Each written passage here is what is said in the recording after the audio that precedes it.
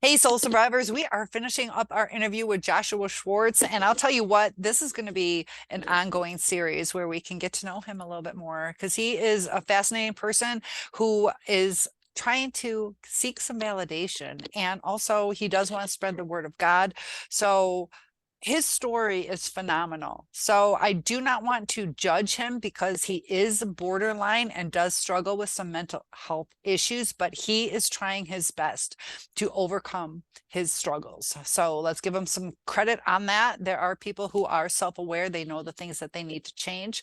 So Joshua, please, as a recap, we were talking about how your 17-year-old son at the time from a different marriage had slept with your current wife and you had 4 children together. Also, this when the child was 16 years old, the mother had a hard time with him, so you ended up with custody. And in the outcome, you ended up losing custody because your wife had sex with her stepson.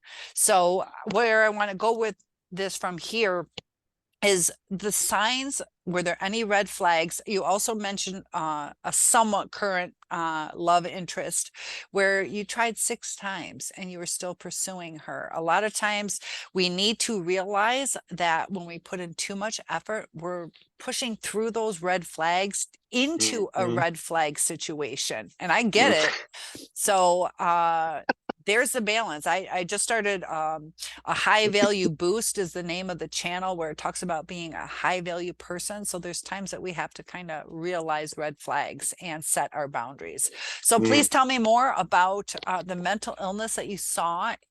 And did you see any possibility that there was a sexual interest? And you mentioned that your second wife had been sexually abused. We talked how they often can overcompensate with Mm. sexuality. And I'll let you take it from here. So yeah, that's a lot.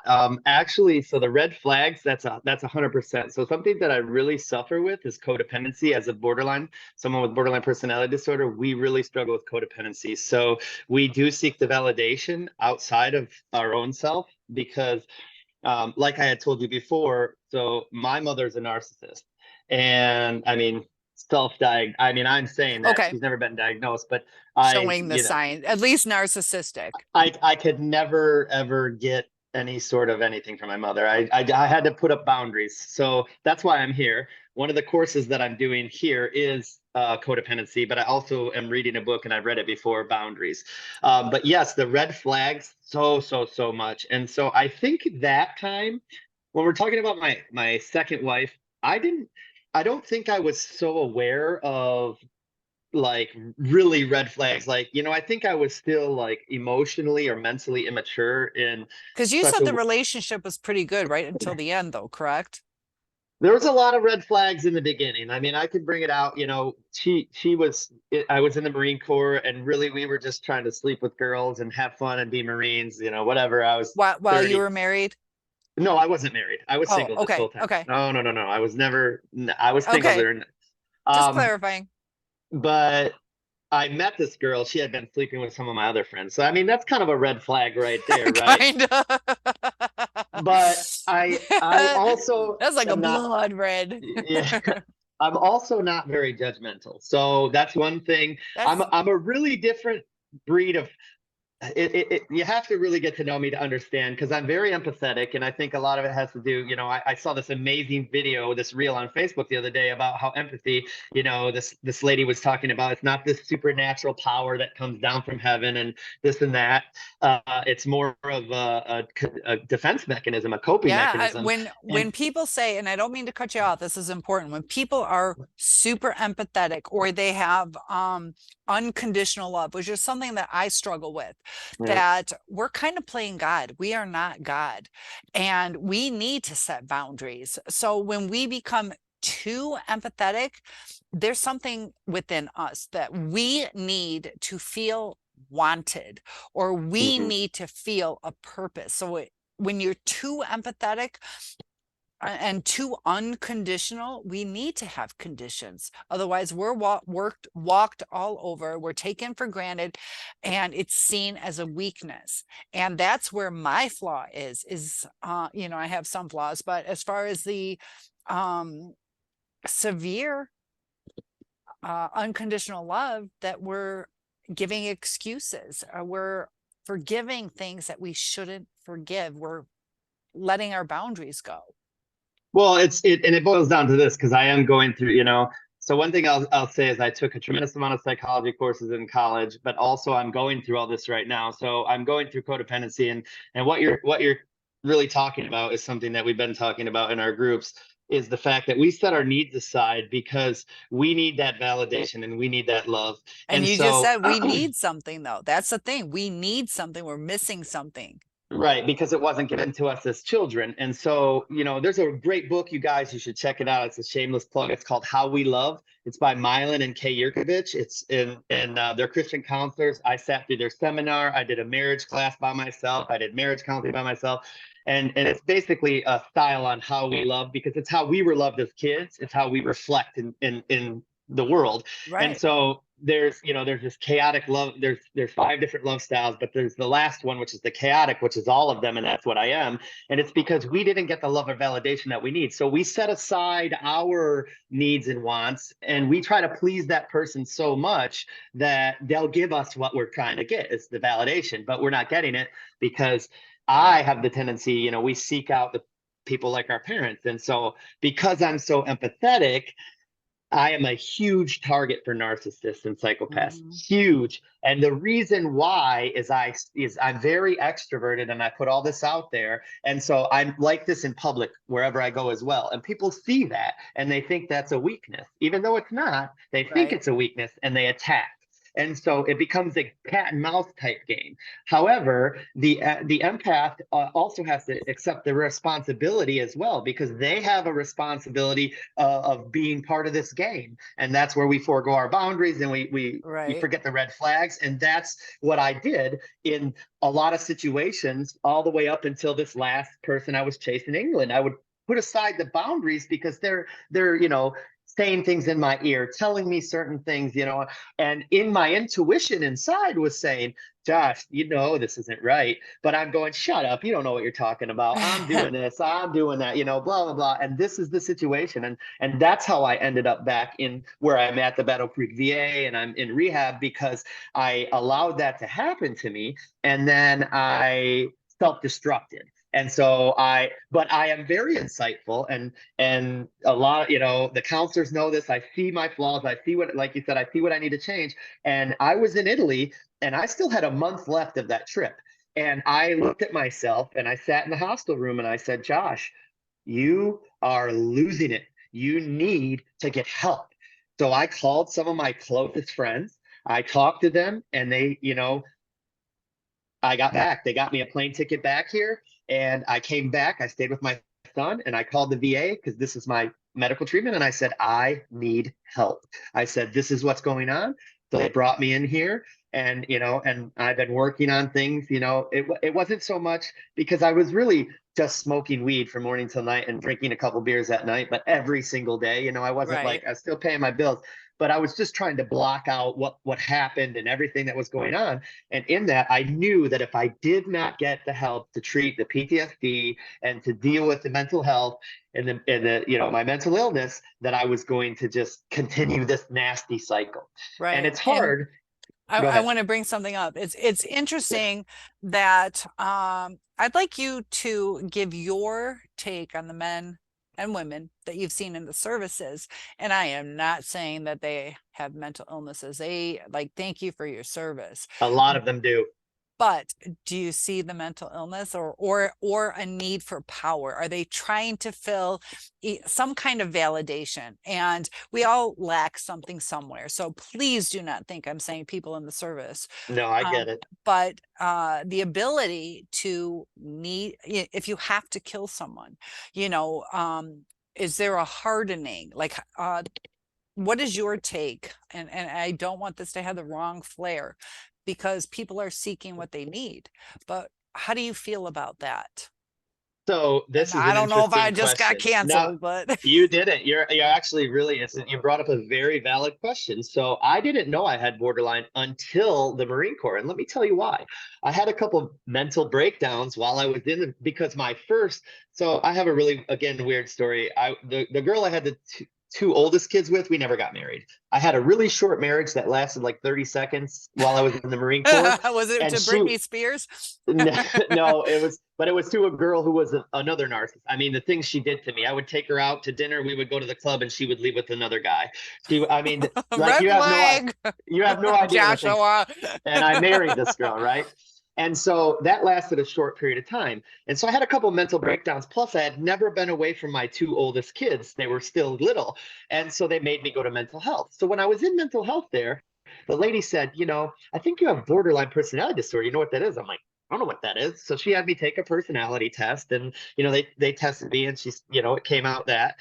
And she said, listen, they love people like you. I'm like, excuse me, what? She's like, oh, the military loves broken people like you Yeah, because they take you and break you more and strip yeah. you down, and then they rebuild you. So this is why I get paid. So to be very clear, to be honest to everybody, I didn't go to war. I've never deployed. I have lots of friends who have. I've lost friends in war. My platoon sergeant, one of my really close friends, killed himself. This is I wear, Sergeant Michael Early. I was a pallbearer at his funeral. I gave a speech at his funeral. So, they break us, and then they remold us to the way they want, but then they can't. It's hard for them to unmold us. Yeah, to reprogram you. Because I did notice, and the only reason I Yes. say this, and like I give them so much respect, the only reason I say this is a lot of the kids from my high school, they were either super poor, Hmm. or the misfits.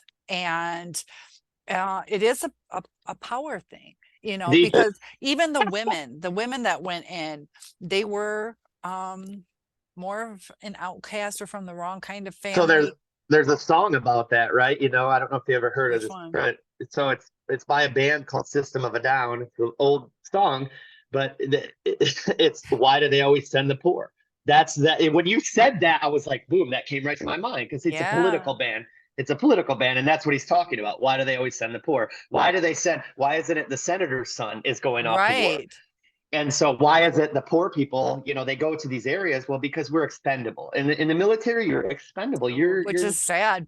People are seen that way. Yeah. hmm And it sucks. But at the end of the day, I will say this. They do, and if it isn't for, the military, the people behind it, like the VA, there's nothing like what we get in the world anywhere else. I've traveled the world. I have friends from France that were in the Foreign Legion. I have a friend from Scotland that was in the British Army, and so they don't get anything like what we do. And these guys, some of them did deploy, some of them did kill people, and they've seen some crazy things. How So do I they have act if in the middle of that? Are they like motherfucker deserved it, or fuck that no, country, or are they like I no. can't believe that happened?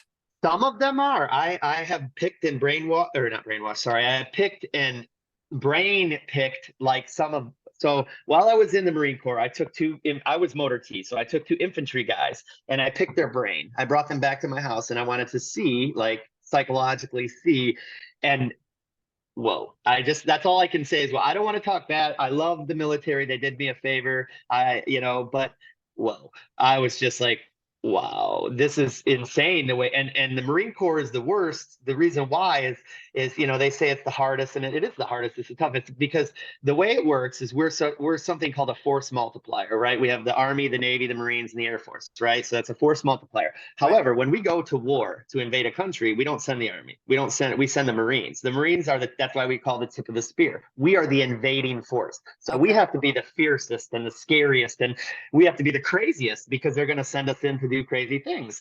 And so yeah, these kids were brainwashed. I mean, they were brainwashed beyond, and I was just like, wow. And I would talk to them like, you do understand that there are some Arabic people in the world that aren't bad. You do understand that there are Right. some, and it didn't matter because these kids were killing machines. They were killing machines, killing machines, killing machines. Now, not everybody's like that. I've met some people who have done some things who are very humble, godly people who have really struggled with PTSD because what you don't understand is there's something called discipline, instant willing obedience to obey all orders, and you either do what you're told or you go to the brig or you go to Right. prison.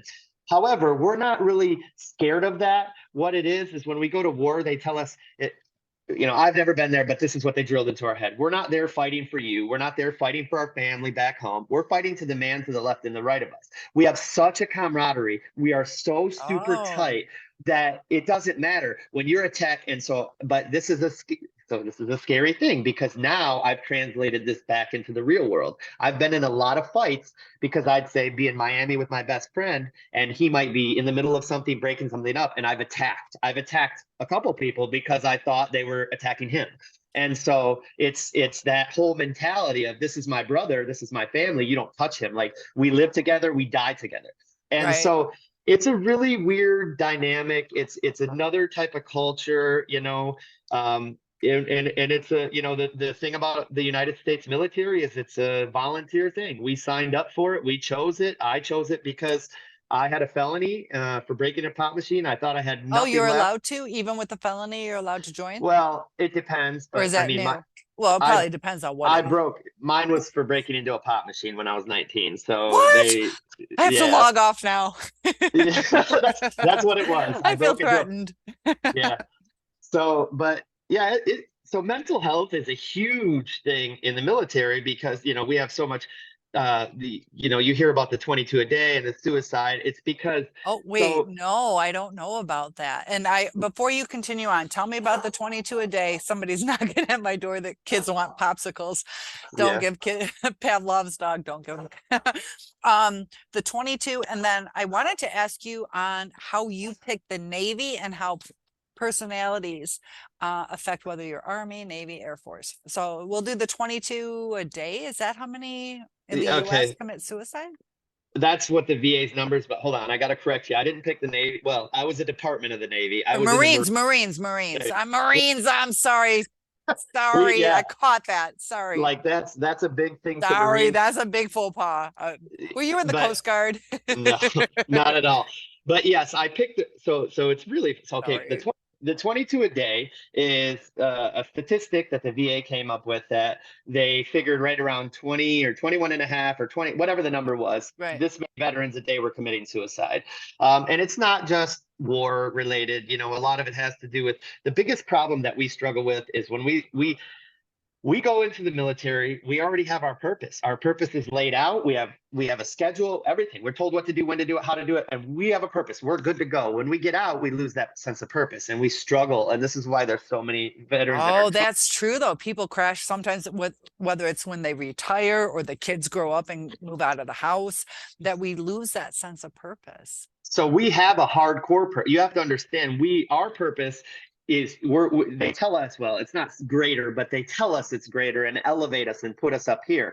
And so when we come out to regular society, we don't fit in anymore and Yeah. we don't know what to do. And so this is why we struggle so much because we don't have a purpose and we're just like, oh my gosh. And so that's why, it's a big, like I said, this Sergeant Michael Early, he was in the Iraq war. He deployed twice. He was my platoon sergeant, really good friend. Actually, I was on the phone with him the day he killed himself.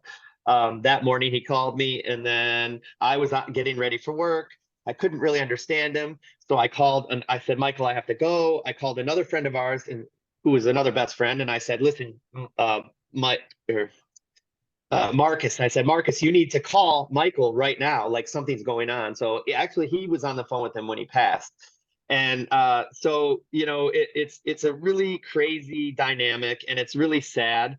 And that's But why I do want to point out though that when people say, that they're going to kill themselves, there are times that people are legitimately meaning it. A lot of times, if they wanted to, they would have. But there are times that you can save somebody's life, and sometimes you can't. And please take that seriously. So if anybody ever tells you that, like, I don't care what it is, please take it seriously, And whether definitely they're, don't encourage it, because yeah, I've heard people encouraging never, it. And no. a lot of times in narcissistic abuse, like my friend's going through this, they might fight over dinner. And then he's like, you're better off dead. Why don't you just kill yourself? And it's like, Oh, that thought wasn't no. even in her head. But now she's like, I'm so worthless that she has to struggle with those thoughts now. So if you would drop the National Suicide Hotline in your links below. 988, call 988. And yes, I've done Thank that. you. Yeah, Thank yeah. you. Because yeah, we're talking about it. So I would like to do. All right. So your And second also, question. let me add this, the country Yeah, go code for ahead. the United States is 1. I don't know how it works, but if you can do not 1988, you might be able to get through. You might have roaming charges or long distance charges, but 1 for the country code of the United States, 988. I don't know what the cost would be, but it's free in the United States. Yes. So, and then the second question, what led me to the Marine Corps? Well, I tried to get in the Army, and as I told you, I had a felony, and I went in, and they didn't really want it. So this was during wartime. This was in 2007. So we went through, and we did the paperwork, and the guy's like, no, they're not going to take you. You got a felony, blah, blah, blah. He just didn't really want to do the work. Okay. And so he said no. So I'm like, okay, I guess I'm not going in the military. So I turn around, I'm walking out of the office, like got my head down, like, oh, and here comes 2 guys walking in regular plain clothes. And they're like, what's up, man? I'm like, what's up? And they're like, what are you doing? I was like, trying to get in the Army. They're like, yeah, why? What'd they say? I said, well, I got a felony. They're like, for what? And I'm like, I broke a pop machine. They both started laughing, like, you are not serious. In jail when I got arrested, they called me the Coca-Cola Bandit. So, so really, so they're like, well, how do you feel about being a Marine? And I'm like, I don't, of course, the Marine Corps, the tough, the hard, the few, the proud. I Right. thought, I don't think I got what it takes. I'm well overweight, I don't know. And they're like, you're going to be a Marine. And I'm like, they're like, come on in. So I go in the office, we sit down. They took me under their wing. We spent 4 or 5 months getting me in shape at the gym every day. They did the paperwork the correct way, everything. I was supposed to have an interview with the colonel, but they vouched for me. Oh, Boom, wow. got in. They I just was a wanted some Marine. free soda. Yeah. Right.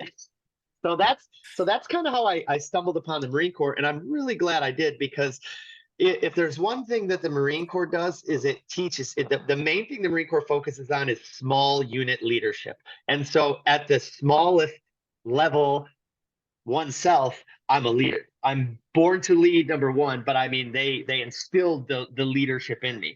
And so I'm really glad they did, because that's, that I don't have an issue. Like I said, I'm extroverted. I go out, I'll do whatever. You are not extroverted. Nah, not at all. Not at all. But so to answer your other question, that's how I ended up in the Marine Corps. But I'm proud of my service, even though I didn't get to deploy, and that was really tough for Did me. you want to deploy? It sounds like you did. So here's the thing, right? And why? It sounds like I'm you gonna wanted to, and why did you want to? I'm gonna tell you. So right, you're being trained to do a job, right? And so my mom, she would say to me, the very little contact that we do have, she would say to me, she would say, well, Josh, I don't understand. Why would you want to do that? And I'm like, I don't know, because that's what we signed up to do, right? And Right. so somebody broke it down to her, and it made a lot of sense when she explained it to me. So imagine you play high school football and you're really good. So you go to college and you play college football, right? And then you're really good in college, and then the NFL drafts you. So Right. now you've done your whole dream. You're in the NFL, you're there, Um, and then they bench you the entire time. yeah, you So want you to play. trained your whole life to do this, and then they bench you. And this is, I mean, I didn't train my whole life, but I trained the whole time I was in to do this, and then they benched me. They kept me back in That's a garrison. psychological thing, yeah. But let me tell you something. I don't think it had anything to do with the military. I'm going to do a shameless plug. I think it had to do with this. I think God, and if you guys follow me and you check out my Yeah, feeds and we my will stuff, have links to Joshua Schwartz's you'll see Facebook and I was an agnostic for 40 years, and I went through all this crazy stuff, and God said, uh-oh, oh, no. Are you there? yeah, can you hear me? Oh, sorry. Yeah, I thought I muted myself. But if you'll see that this is what I do. I talk about God now. So I think the reason for me not deploying is because I don't know how I would have come back from that, because I am very empathetic, and I can see things from I can put myself in a lot of different people's shoes. I can see a lot of different perspectives. Like everybody said to me when my wife cheated on me 50 times, my ex-wife, who, what happened. And I was like, it's not that I can't get another woman. I have no problem getting women. It's just, I understand my wife had a wound, and she was attacking a wound, and her father, not me. And Right. so, that was the issue. But I see your timer came up. Yeah. We can go another 5 minutes or so, and then we'll log off. And I'd like to talk to you just for a few minutes after this. if that's Yeah, that's okay. fine. No problem. I appreciate this, and I just find it fascinating. All the things. This is going to be kind of like one of those little wiggle waggle kind of interviews, because there's so much to Yeah. talk about with you. And eventually, I would, for some of my viewers who are religious, and if after they get to know you a little bit more, some of the things I haven't really touched on the religion, but that's something that's important to me. It saved my So. life. Saved my life. I mean, God saved my life. Like, I mean, we didn't even get to the part where I tried to overdose twice and shoot up. I shot up and tried to overdose twice, or I tried to overdose when I was 16, or I tried to drive my car into the lake, or my Right. ex-wife plotted to kill me 2 times. Oh, And we didn't talk about that yet. Yeah, I'm we got still, well, we so got much to lots. talk. That's just Why a don't you small just move component. on in and we'll just talk for a year? Yeah, yeah. It's a small component because we don't even talk about my childhood was wild too, because I've got a Yeah. really crazy, I got thrown in a pool when I was 5 years old to drown by my brother's dad. He beat us. And I mean it goes way, way, Now, way, way back. do you think in recap, we're gonna bring it Yep. around. Um your borderline Yes. and your the way you handle things, do you think it's genetic, or do you No. think it's from Totally. your And abuse? it's environmental. And I'll tell you, because this is the beauty of God. God and I are working through this, and I'm having so much, I'm already a super insightful person, and I am, I can see into a lot of things. I can read. And that's the thing about the red flags. I can read people so well, but it's whether I choose to ignore the red flags or pursue it. And And it also so, takes time to see that. So if I had red flags, you wouldn't see it till you got to know me a lot better. oh, I like that. Yes, thank you, because you do have to talk this. Now, not always. Sometimes you can see it Oh, right off the sometimes, rip. yeah. But a lot of times you're right. It takes a little bit because they'll manipulate. But in that component, God saved my, and we're working through this right now. And so a lot of those habits, a lot of those things are starting to fall away. So like, because I asked, borderline personality is a personality disorder, and they say it never gets better. However, I talked to a therapist one time, and I asked them about this, and they Right. said eventually you'll change. Eventually, you'll get tired of your own shit, and you'll start to work on yourself to change. Not everybody. A lot of times it's that mortification or realizing things just aren't working. And so that's where I'm at, because I know, listen, after, going through 2 bachelor's programs, honorable military service, success, now I'm leading people to the Lord, and I'm doing all this stuff. I just started a travel agency because I've been I traveling the world for saw a year. that. And I have I an have, ESL, English as a second language, yeah, endorsement on my teaching certificate. And I just want to back up and go. I went to yeah, China. I went to China for like nice. five, That's six amazing. weeks. Uh, So best that's what I'm trying. experience. I have a lot of success in my life, but the problem is this mental health. I need to get it under control. If I don't get it under control, all of that's going to be worthless. And I don't want it to be worthless. I want it to be something, but more than anything, I want to work for God, and that's where God's got me. So right now I'm in a shameless plug, TD Jakes, the book Crushing. Check it out. It's super amazing. I'm in the crushing period right now. Actually, I'm coming out of it, and God's getting ready to elevate me. I can see it. Everything's happening. I have a powerful ministry. I'm super excited about it. So, but I'll let Yeah. you go back because I know you're getting short on Awesome. time. So, Yeah. So thank you so much for joining us. yeah. Guys, comment below more, please. And we will have more interviews with Joshua Schwartz. Joshua, log back in because I would like to kind of talk to you. And I Yes, will ma'am. see everybody in the next video. Thanks again. All right. Bye. Bye bye, guys.